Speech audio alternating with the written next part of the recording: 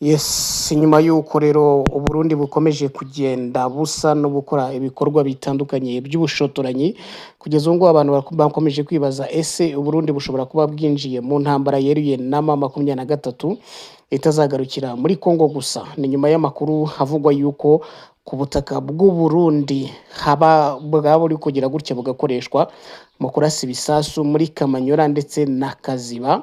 Umutwe rero wa M23 ukomeje kugenda ubyamagana ndetse uciye amarenga yuko hari igishobora kuza gukurikiraho kandi kibi cyane.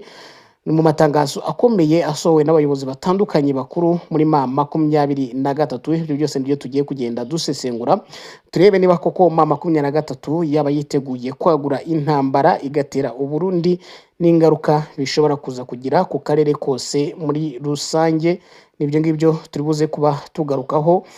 Reka ariko tutarajya kure tubanze duhere ku matangazo ahari. Kugeza ubu ngubu ikintu abantu bakomeje kugenda baribaza ngo ese intambara irimo kuba hariya mu burasirazuba bwa Kongo muri Kivu y'Amajyepfo ntishobora kuba igiye kuba intambara y'akarere? Impamvu babiheraho nuko mu gitondo cyo kuri wa gatanu hari ibisasu biremereye cyane byagize gutya birasirwa ku butaka bw'u Burundi, birasirwa mu ntara ya Cibitoke muri komine ya Rugombo. Ibyo bisasu bikaba byakomerekeje abantu babiri ndetse bikaba bigaragara yuko hari n'abandi benshi bapfuye. Bikaba rero nanone ari ikimenyetso cy'uburyo mu masaha 48 ashize ibisasu biremereye cyane bikomeje kugenda bituruka ku butaka bw'u Burundi. Uburundi murabizi ko buri kumwe na Kongo cyangwa Repubulika ya Demokarasi ya Kongo, ingabo zayo FARDC ndetse Wazalendo na FDLR bose bakarimo gufatanya cyane cyane mu kurasa hariya muri quartier zituwe n'abaturage benshi ndetse zirimo n'ibirindiro bya M23 hariya mu gice cya Kamanyora. Bityo rero ibyo ngibyo bikaba bikomeje kwerekana uruhare rw'u Burundi muri iyi ntambara ndetse bikaba bishobora kuza gukurura ibyago ku Barundi bari hariya mu gihugu cy'u Burundi, kuko intambara ishobora kugira gutya ugasanga ibasanzeyo. Reka tubanze duhere ku itangazo cyangwa ku bitangajwe na Lawrence Kanyuka. Uyu nguyu akaba ari umwe mu bavugizi ba M23 mu bijyanye na politike. Uyu Kanyuka agize atya aravarandika ati AFC M23 iramenyesha abanyekongo bose ko kuva mu minsi 3 ishize hari bombe ziri guterwa ziturutse ku butaka bw'u Burundi. Izi bombe zigaterwa mu birindiro bya M23, zigaterwa ahari abaturage, zigahitana ubuzima bw'inzirakarengane ndetse zigakomeretsa abaturage benshi cyane hariya mu bice bya za Kamanyora, za Kaziba n'ahandi. Ati ubu bushotoranyi bukomeje kwisubiramo kandi burimo gukorwa ku bushake bugize ibyaha by'intambara, ati ndetse n'ibyaha byibasiye inyoko muntu.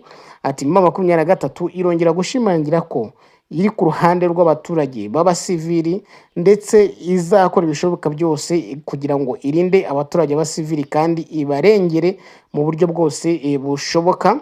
Ibi nibyo Lawrence Kanyuka atangaje mu buryo rero butunguranye, ahise akorerwa mu ngata na Bertrand Bisimwa. Uyu nguyu nawe warazwe cyane muri AFC M23, uyu numwe mu bungirije Colonel Nanga. Uyu nguyu akaba nawe yamaganye bivuye inyuma ibitero ndetse n'amabombe akomeje guterwa ku basivili mu bice bya Kamanyora ndetse na Katogota bikozwe n'ingabo z'u Burundi, aho birimo guterwa biturutse ku butaka bw'u Burundi. Akaba ari naho ngo biri izi mbunda ngo zikaba ariho zishinze.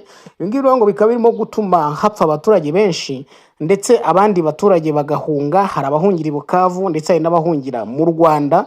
Ibi ngibi nawe nibyo atangaje. Irumva ko nawe agarutse ku Burundi. Uburundi burumva ko burimo kugenda bugaruka mu kanwa k'abayobozi bakomeye ba M23. Umuvugizi wa M23 ingabo, uyu ni Lieutenant Colonel Wiringoma, nawe arigarukiye.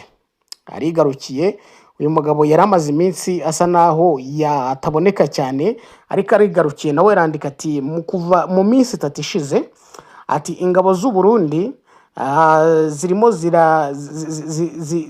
zirimo zirarwana ku ruhande rwa M23 na ku ruhande rwa FARDC murambo barira. Ati zirimo zirarwana hagati aho ngaho zikarasa ibibombe biturutse ku butaka bw'u Burundi, bakarasa Buhumyi muri Kamanyora ndetse na Katogota, bigatuma abaturage benshi bapfa abandi bakangirika. Ati ubu ngubu nagira ngo mbamenyeshe yuko nibereye Kamanyora. Uyu rero nawe urumva icyo arimo gutangaza, ni ibintu mu by'ukuri M23 yose isa nihagurukiye. Tugiye kwibaza rero turebe ngo ibi bintu biri buze gusiga nkuruki, ni ukuvuga ngo nyuma y'uko hongeye kumvikana imirwano ikomeye muri Kivu y'Amajyepfo, cyane cyane mu duce twa Kamanyora, Kaziba na Minembwe, bitarageraho cyane, amakuru aturuka ku rugamba harimo n'amatangazo ya M23 arimo aremeza yuko Uburundi ubungubu butakiri indorerezi gusa muri iyi ntambara. M23 irimo irashinja Uburundi ko ibisasu biremereye n'indege z'intambara biri guturuka ku butaka bw'u Burundi, bikarasa ibirindiro byabo, bikarasa mu baturage, bikangiza ubuzima bw'abaturage, bikangiza n'ibyabo.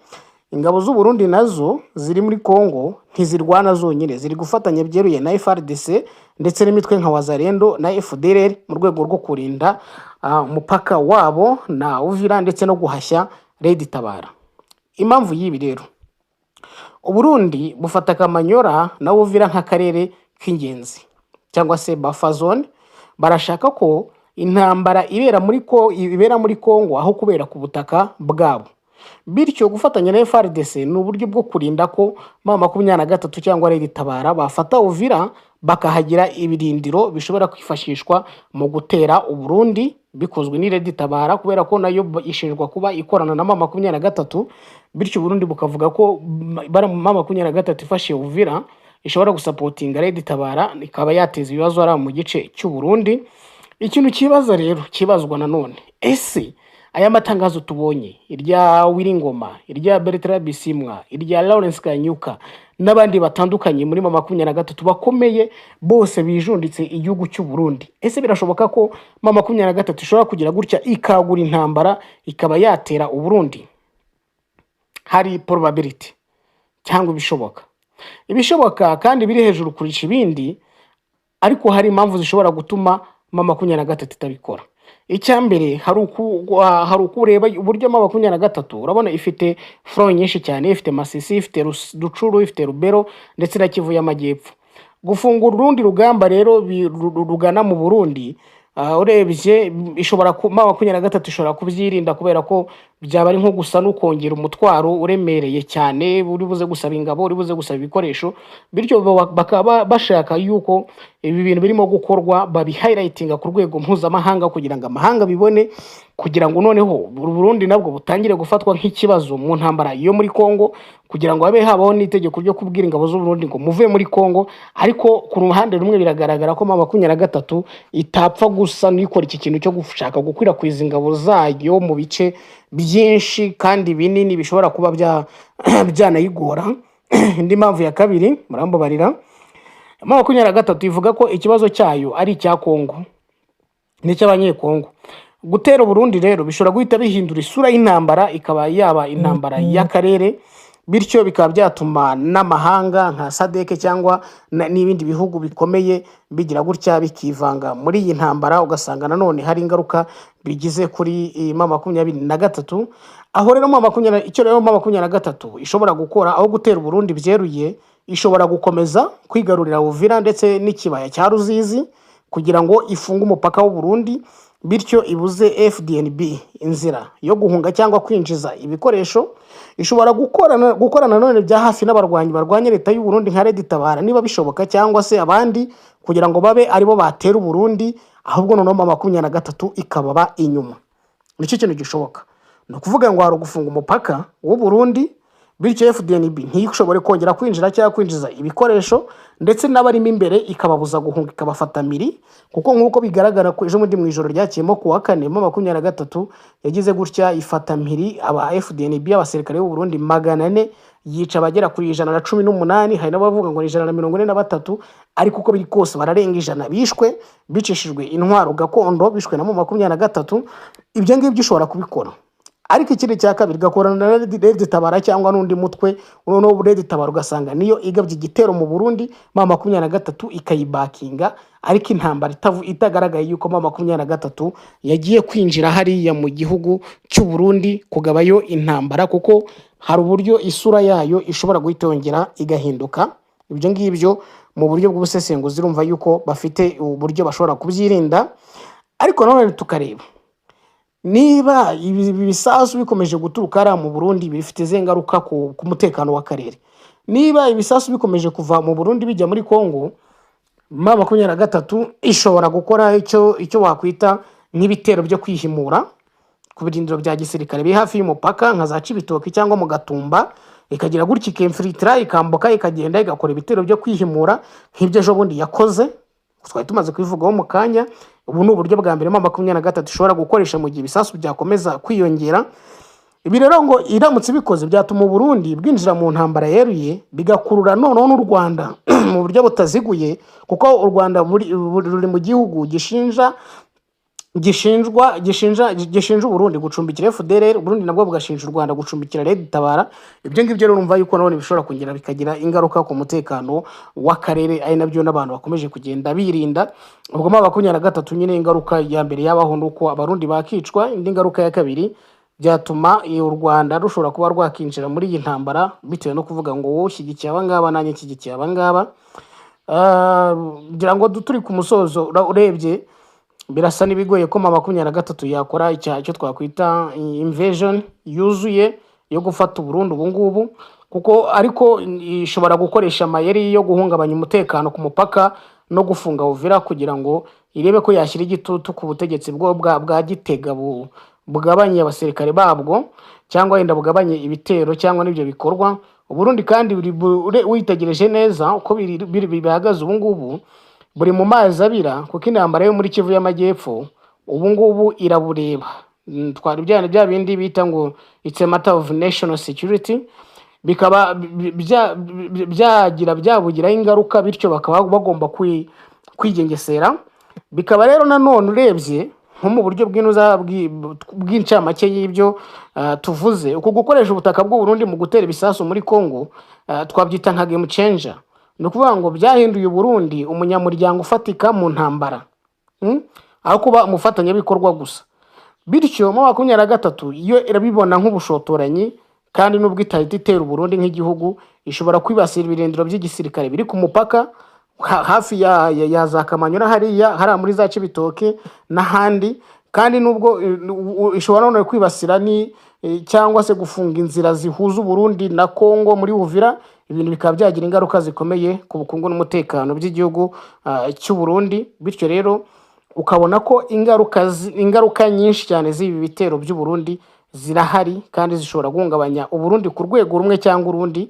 Bityo ikintu gishoboka ni uko Burundi bushobora guhagarika ibindi bintu, kuko niba umuntu ku munsi wa mbere uteye ibibombe akakwicamo abasirikare barenze 100 agafata mpira bagera kuri 400, ni ikintu kigaragaza yuko umuntu byanze bikunze ashobora kuba yabagufite.